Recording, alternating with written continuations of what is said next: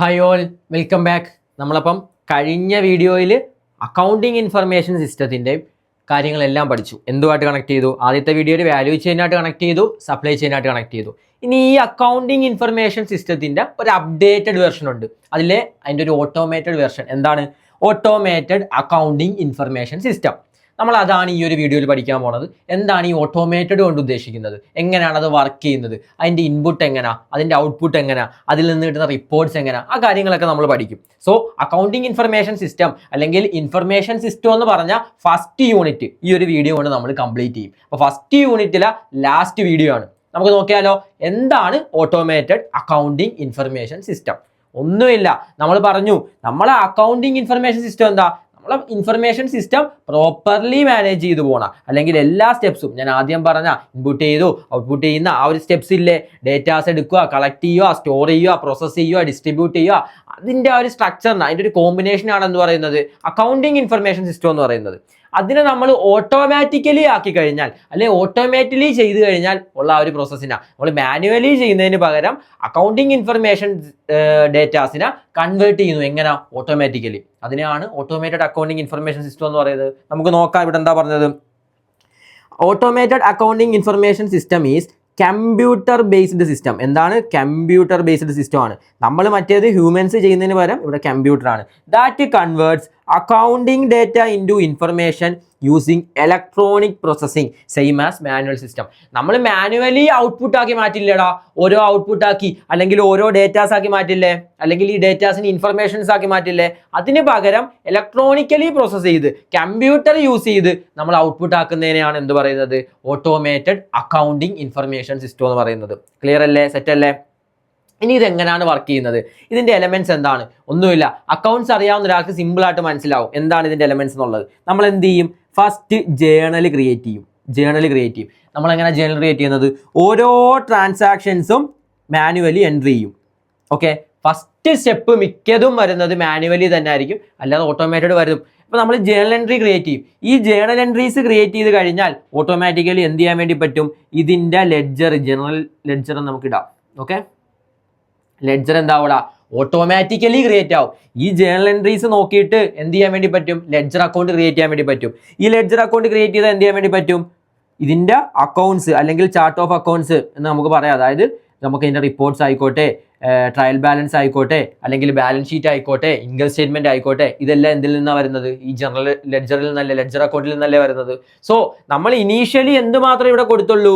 നമ്മളിവിടെ journal entry മാത്രം നമ്മൾ കൊടുത്തുള്ളൂ. ബാക്കി പ്രോസസ്സ് എല്ലാം ഓട്ടോമാറ്റിക്കലി എന്ത് ചെയ്തു? ഔട്ട്പുട്ടിലേക്ക് എത്തി. അതെങ്ങനെയാണ് ചെയ്തത്? നമ്മൾ കമ്പ്യൂട്ടർ യൂസ് ചെയ്തു, അല്ലെ ഇലക്ട്രോണിക് ഡിവൈസസ് യൂസ് ചെയ്തു, ഓട്ടോമാറ്റിക്കലി ഔട്ട്പുട്ടിലേക്ക് എത്തി. ആ ഒരു അക്കൗണ്ടിങ് ഇൻഫർമേഷൻ സിസ്റ്റത്തിനെ പറയുന്നതാണ് ഓട്ടോമേറ്റഡ് അക്കൗണ്ടിങ് ഇൻഫർമേഷൻ സിസ്റ്റം. സംഭവം സിമ്പിൾ അല്ലേ? ക്ലിയർ അല്ലേ? ഓക്കെ അല്ലേ? നമുക്ക് ഇനി ഇതിനകത്ത് വരുന്ന കുറച്ച് കാര്യങ്ങൾ പഠിക്കാനുണ്ട്. ഫസ്റ്റ് പഠിക്കുന്നത് ഫയൽസ്. ഇതിനകത്ത് വരുന്ന ഫയൽസ് എന്തൊക്കെയാണെന്ന്. ഒന്നുമില്ല, first master file. Master file എന്ന് പറഞ്ഞാൽ സിമ്പിളാണ്. പെർമനന്റ് ഡേറ്റ ആണോ, പെർമനന്റ് ആണോ, ടെമ്പററി ആണോ? ഈ ജനറൽ ലെഡ്ജർ അക്കൗണ്ട്, ഈ ലെഡ്ജർ അക്കൗണ്ട് കാര്യങ്ങളൊക്കെ നമ്മൾ തൽക്കാലത്തേക്ക് ക്രിയേറ്റ് ചെയ്യുന്നതാണോ? അല്ല, ഈ ലെഡ്ജർ അക്കൗണ്ട് ഓരോ വർഷവും ഇങ്ങനെ അപ്ഡേറ്റ് ചെയ്ത് പോകും. ഓക്കെ, അത് പെർമനന്റ് ആണ്. കാലാകാലം കമ്പനി വർക്ക് ചെയ്യുന്ന കാലത്തോളം ആ ഒരു ലെഡ്ജർ അക്കൗണ്ട് കാര്യങ്ങൾ ഉണ്ടായിരിക്കും. ഓക്കെ, ഓരോ വർഷവും ഇങ്ങനെ അപ്ഡേറ്റ് ചെയ്ത് അല്ലെങ്കിൽ ഓരോ ട്രാൻസാക്ഷൻ നടക്കുമ്പോൾ അപ്ഡേറ്റ് ആയി പോവാണ്. അതേപോലെ കസ്റ്റമേഴ്സിന്റെ ഡേറ്റ എപ്പോഴും നമ്മളെ കയ്യിലുണ്ടായിരിക്കും. അത് തൽക്കാലത്തേക്ക് ഒരു കസ്റ്റമർ ഒരു സാധനം വന്ന് വാങ്ങി അയാളെ പറഞ്ഞിടുമല്ല, അയാളെ ഫ്യൂച്ചറിലേക്ക് എത്തിക്കണ്ടേ, ഫ്യൂച്ചറിൽ അയാൾ ചിലപ്പോൾ വീണ്ടും വരും. സോ കസ്റ്റമേഴ്സ് കാര്യങ്ങളൊക്കെ പെർമനന്റ് ഡേറ്റ. അതേപോലത്തെ പെർമനന്റ് ഡേറ്റാസ് ആണ് എന്തിലേക്ക് വരിക? മാസ്റ്റർ ഫയൽ എന്ന് പറയുന്നത്. ഓക്കെ അല്ലേ? ഇനി അതേപോലെ ട്രാൻസാക്ഷൻ ഫയൽ എന്ന് പറഞ്ഞാൽ ഒന്നുമില്ല, നമ്മൾ ഈ ഒരു പെർമനന്റ് ഡേറ്റ എന്ന് പറഞ്ഞാൽ എല്ലാ ഡേറ്റാസും എടുത്ത് വെക്കില്ല. എല്ലാത്തിൻ്റെയും കൂടെ സമ്മറൈസ്ഡ് ഫോം ആയിരിക്കും ഈ പെർമനന്റ് ഡേറ്റയിൽ ഉണ്ടാവുക. ഇതിൻ്റെ എല്ലാം ഡീറ്റെയിൽഡ് ഫോർമാറ്റ് ഇല്ലേ?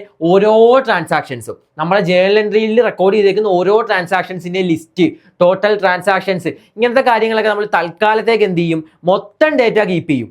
അത് കാലാകാലം സൂക്ഷിച്ചു വെക്കുക എന്ന് പറഞ്ഞാൽ നമുക്ക് ഒരുപാട് സ്റ്റോറേജ് സ്പേസ് കാര്യങ്ങൾ പോകും. അപ്പോൾ ടെമ്പററി കീപ്പ് ചെയ്യുന്ന കുറേ ഡേറ്റാസ് ഉണ്ട്, ട്രാൻസാക്ഷൻ ഡേറ്റ. ഇതെന്തിനു വേണ്ടിയിട്ടാണ്? ഓഡിറ്റ് കാര്യങ്ങൾ നടത്തുമ്പോൾ നമുക്ക് യൂസ് ചെയ്യാം. ഓഡിറ്റ് നടത്തുമ്പോഴത്തേക്ക് ഇന്ന ട്രാൻസാക്ഷൻ്റെ ഡേറ്റ ഇല്ല എന്ന് പറഞ്ഞു കഴിഞ്ഞാൽ അവിടെ പ്രശ്നമാണ്. അപ്പോൾ എല്ലാ ട്രാൻസാക്ഷൻ ഡേറ്റയും ഉണ്ടാവണം. അപ്പോൾ ഇതൊക്കെ ഒരു 1 ഇയർ അല്ലെ 2 ഇയർ അതേപോലത്തെ കുറച്ച് കാലത്തേക്ക് നമ്മൾ ഹോൾഡ് ചെയ്യുന്ന ടെമ്പററി ട്രാൻസാക്ഷൻ ഡേറ്റ, അതിനെയാണ് എന്ത് പറയുന്നത്? ട്രാൻസാക്ഷൻ ഫയൽസ് എന്ന് പറയുന്നത്. എല്ലാ ട്രാൻസാക്ഷൻ ഡേറ്റയുടെയും കളക്ഷൻ. ഓക്കെ അല്ലേ? ഈ രണ്ട് ഫയൽസ് ആണ് നമ്മൾ അക്കൗണ്ടിങ് ഇൻഫർമേഷൻ സിസ്റ്റത്തിനകത്ത് യൂസ് ചെയ്യുന്നത്. ഓക്കെ, ഇനി എന്താ വരുന്നത്? ബ്ലോക്ക് കോഡിങ് ഒന്നുമില്ല. എടാ നമ്മളിവിടെ ഇപ്പോൾ പറഞ്ഞു ഓട്ടോമാറ്റിക്കലി വർക്ക് ചെയ്യും എന്നുള്ള രീതിയിൽ. സോ കമ്പ്യൂട്ടറിന് മനസ്സിലാവേണ്ടേ ഒരു ട്രാൻസാക്ഷൻ നടന്നു കഴിഞ്ഞാൽ എവിടെയൊക്കെ ഇത് എഫക്റ്റ് ആവും, എങ്ങനെ ഇതിന് നമുക്ക് മനസ്സിലാക്കാൻ വേണ്ടി പറ്റും? കമ്പ്യൂട്ടർ എന്ത് ചെയ്യും? ഇത് കറന്റ് അസറ്റ് ആണ്, ഇത് ലയബിലിറ്റി ആണ് എന്നുള്ള രീതിയിൽ ചെയ്യുന്നതിന് പകരം ഓരോന്നിനും ഓരോ കോഡ് ചെയ്ത് വെക്കും. ഇപ്പം നമ്പർ 1 എന്നുള്ള രീതിയിൽ അസറ്റിനെ കാണിച്ചു. ഇനി 2 എന്താ? ലയബിലിറ്റി. സോ 1ലേക്ക് വന്നു കഴിഞ്ഞാൽ ഇത് 1നെ അഫക്റ്റ് ചെയ്യും എന്നുള്ള രീതിയിൽ അവർ കണക്ട് ചെയ്തിട്ടുണ്ടായിരിക്കും. ഇപ്പോൾ ഒരു ട്രാൻസാക്ഷൻ നടന്നു, ഈ ഒരു സെയിൽ നടന്നാൽ അത് 1നെ അഫക്റ്റ് ചെയ്യും. സോ 1 കൂടുവോ കുറയുവോ? അതിനർത്ഥം എന്താ? അസറ്റ് കൂടുന്നുണ്ടോ കുറയുന്നുണ്ടോ? അപ്പോൾ ഫസ്റ്റ് 1 എന്ന് പറഞ്ഞാൽ അസറ്റ് ആണ്. ഇനി ഇതിനെ എന്ത് ചെയ്യും? അസറ്റ് നമുക്ക് 2ആയിട്ട് ഡിവൈഡ് ചെയ്യാം. അതിനുള്ളിൽ വീണ്ടും 1 വന്നു, 2 വന്നു. 1 എന്താ? Current asset. ഇതെന്താ? Fixed asset. സോ നമുക്കൊരു ഫിക്സഡ് അസറ്റ് ആണ് എടുക്കേണ്ടതെങ്കിൽ, ഫിക്സഡ് അസറ്റിനെയാണ് എഫക്ട് ചെയ്യുന്നതെങ്കിൽ നമ്മളെ ബ്ലോക്ക് കോഡ് ഇത് ഇങ്ങനെ വരും. 1 2 എന്ന് പറഞ്ഞാൽ എന്താ? കറന്റ് അസറ്റിനുള്ളിൽ ഫിക്സഡ് അസറ്റ് ആണ്. ഓക്കെ, ഇനി ഈ ഫിക്സഡ് അസറ്റിനകത്തുള്ള അല്ലെങ്കിൽ കറന്റ് അസറ്റ് ആണെന്ന് എഴുതിക്കോ, 1 വരും. ഓക്കെ, ഇനി ഈ കറന്റ് അസറ്റിനകത്ത് എന്തൊക്കെ വരാം? ക്യാഷ് വരാം, ക്യാഷിന് 1 കൊടുത്തു. 2 അക്കൗണ്ട് റിസീവബിൾ വരാം. ഓക്കെ, അക്കൗണ്ട് റിസീവബിൾ വരാം. 3 ഇൻവെന്ററി വരാം. അപ്പം എനിക്ക് ഇൻവെന്ററി വേണം. അപ്പം എന്ത് വരും? 113 ആവും. മനസ്സിലായോ? അപ്പോൾ ഒരു ട്രാൻസാക്ഷൻ നടന്നാൽ അതിൻ്റെ നമ്പർ നോക്കിയിട്ട് അതിൻ്റെ കോഡ് നോക്കിയിട്ട് ഓട്ടോമാറ്റിക്കലി എന്താവും? അപ്ഡേറ്റ് ആവും. അല്ലാതെ ഇൻവെന്ററി ആണ് എന്ന് അതിനെങ്ങനെ മനസ്സിലാക്കാനാ? അത് നമ്മൾ കോഡ് വെച്ചിട്ട് കണക്ട് ചെയ്യും ആ ട്രാൻസാക്ഷനുമായിട്ട്. ഇന്നത് നടന്നാൽ, ഇന്ന ട്രാൻസാക്ഷൻ നടന്നാൽ ഇന്ന അക്കൗണ്ട്സിൽ അഫക്റ്റ് ചെയ്യും. അപ്പോൾ ആ ഒരു കോഡിനെയാണ് ബ്ലോക്ക് കോഡിങ് അല്ലെങ്കിൽ ബ്ലോക്കിംഗ് കോഡിങ് എന്ന കാര്യങ്ങൾ പറയുക. ഓരോ കോഡിനെയും ബ്ലോക്ക് കോഡ് എന്നും ഇതിനെ ചെയ്യുന്ന പ്രോസസ്സിനെ ബ്ലോക്ക് കോഡിങ് എന്നും പറയും. ഓക്കെ അല്ലേ? ക്ലിയർ അല്ലേ? ഓക്കെ, ഓരോ അക്കൗണ്ടിനെയും നമ്മൾ എന്ത് ചെയ്യും? ഓരോ ബ്ലോക്സ് ആയിട്ട് തിരിച്ച് അതിന് ഓരോ സ്പെസിഫിക് നമ്പർ കൊടുക്കും. അപ്പോൾ നമുക്ക് ഇങ്ങനെ നോക്കും. 113 എന്ന് പറഞ്ഞു കഴിഞ്ഞാൽ കറന്റ് അസറ്റ് ആണ്, അസറ്റിനുള്ളിലെ കറന്റ് അസറ്റ് ആണ്, കറന്റ് അസറ്റിനുള്ളിൽ ഇൻവെന്ററി ആണ്. മനസ്സിലായി? അപ്പോൾ ആ ട്രാൻസാക്ഷൻ അത് അഫക്റ്റ് ചെയ്യും. അങ്ങനെയാണ് ഓരോ ട്രാൻസാക്ഷൻസ് ഓട്ടോമാറ്റിക്കലി നടക്കും. അതെ നോക്കിയേ, ഇത് അസറ്റ് ആണ്, കറന്റ് അസറ്റ് ആണ്, ക്യാഷ് ആണ്. 2 വന്നപ്പം അത് അക്കൗണ്ട് റിസീവബിൾ ആയി, 3 വന്നപ്പോൾ ഇൻവെന്ററി ആയി. ആ രീതിക്ക്. ഓക്കെ അല്ലേ? ഈ ഓരോ മൊഡ്യൂൾ എന്ന് പറയുന്നത് കമ്പ്യൂട്ടറൈസ്ഡ് ജേണൽ. ഓരോ ജേണലിനെ, കമ്പ്യൂട്ടറിനകത്തുള്ള ഓരോ ജേണലിനെയും ഓരോ മൊഡ്യൂൾ, അത് ഓരോ ഐറ്റംസിനെയും ഓരോ മൊഡ്യൂളായിട്ടായിരിക്കും കാണിക്കുന്നത്. ക്ലിയർ അല്ലേ? സംഭവം മനസ്സിലായോ? വർക്കിംഗ് മനസ്സിലായോ? ഇതിന്റെ ഒരു എക്സാമ്പിൾ നമുക്ക് നോക്കാം. ഇപ്പം നമ്മളെ കമ്പനിയിൽ ഒരു സെയിൽ നടന്നാൽ സ്വാഭാവികമായിട്ടും സെയിൽസ് കൂടി, ക്രെഡിറ്റ് സെയിൽ ആണ്. നമുക്ക് എന്ത് കാണിക്കാൻ പറ്റുമോ? ക്യാഷ് കിട്ടിയതായിട്ട് കാണിക്കാൻ പറ്റുമോ? പകരം എന്ത് കാണിക്കും?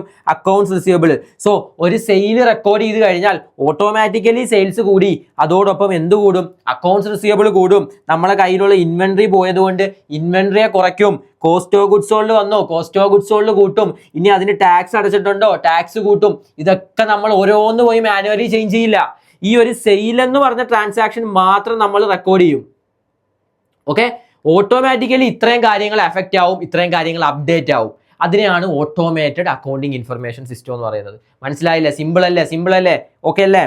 ഓക്കെ, ഇനി നമുക്ക് അടുത്ത ടേം എന്താ? Transaction codes. ഞാൻ പറഞ്ഞല്ലോ ഓരോ ട്രാൻസാക്ഷൻസിനും കോഡ് ഉണ്ടായിരിക്കും. നമ്മൾ നേരത്തെ ഓരോ ബ്ലോക്കിനും കോഡ് പറഞ്ഞു. അതേപോലെ സെയിൽ ട്രാൻസാക്ഷന് കോഡ് ഉണ്ടായിരിക്കും. ഇപ്പം 100 എന്നുള്ളത് സെയിലാണ്. ഇനി സെയിൽസ് റിട്ടേൺ ആണെങ്കിൽ 101 ഇടും. ഇനി പർച്ചേസ് ആണെങ്കിൽ 102 ഇടും. അപ്പം എല്ലാം കോഡ് വെച്ച് കണക്ട് ചെയ്തേക്കുക. അപ്പം 103 എന്താ? Purchase return. സോ ഈ ഒരു കോഡ് നോക്കിയിട്ടാണ് ഏത് അക്കൗണ്ടിനെയാണ് എഫക്റ്റ് ചെയ്യുന്നതെന്ന് ഓട്ടോമാറ്റിക്കലി കമ്പ്യൂട്ടർ തീരുമാനിക്കുന്നത്, അല്ലെങ്കിൽ ആ സോഫ്റ്റ്വെയർ തീരുമാനിക്കുന്നത്. ഇങ്ങനെയാണ് നമ്മളെ ടാലിയിലും മറ്റുമൊക്കെ നമുക്ക് ജനറൽ ലെഡ്ജർ കാര്യങ്ങൾ ക്രിയേറ്റ് ചെയ്യുന്നത്. അതേപോലെ ബാലൻസ് ഷീറ്റ് കാര്യങ്ങളൊക്കെ ക്രിയേറ്റ് ചെയ്ത് തരുന്നത്. നമ്മൾ പോയി ക്രിയേറ്റ് ചെയ്യുമല്ലോ, നമ്മൾ ജസ്റ്റ് ട്രാൻസാക്ഷൻ ജേണൽ എൻട്രി മാത്രമേ കൊടുക്കൂ. ഔട്ട്പുട്ട് തരുന്നത് ഓട്ടോമാറ്റിക്കലി ആണ്. ഇതാണ് അതിന്റെ വർക്കിംഗ്, ബാക്ക് എൻഡ് വർക്കിംഗ്. മനസ്സിലായില്ലേ? ഇനി ഇതേപോലെ കുറച്ച് കോഡുകളുണ്ട്. സീക്വൻസ് കോഡ് എന്നും പറയും, റെസ്പോൺസിബിലിറ്റി കോഡ് എന്ന് പറയും. സീക്വൻസ് കോഡ് ഒന്നുമില്ല. ഇപ്പം നമുക്ക് 10 കസ്റ്റമർ ഉണ്ട്. പുതിയ ഒരു കസ്റ്റമർ വന്നാൽ ഓട്ടോമാറ്റിക്കലി അതിന് 11ാമത്തെ നമ്പർ കൊടുക്കും. ഈ 10 കസ്റ്റമറിലുള്ള ആളാണോ എന്ന് ആദ്യം ചെക്ക് ചെയ്യും.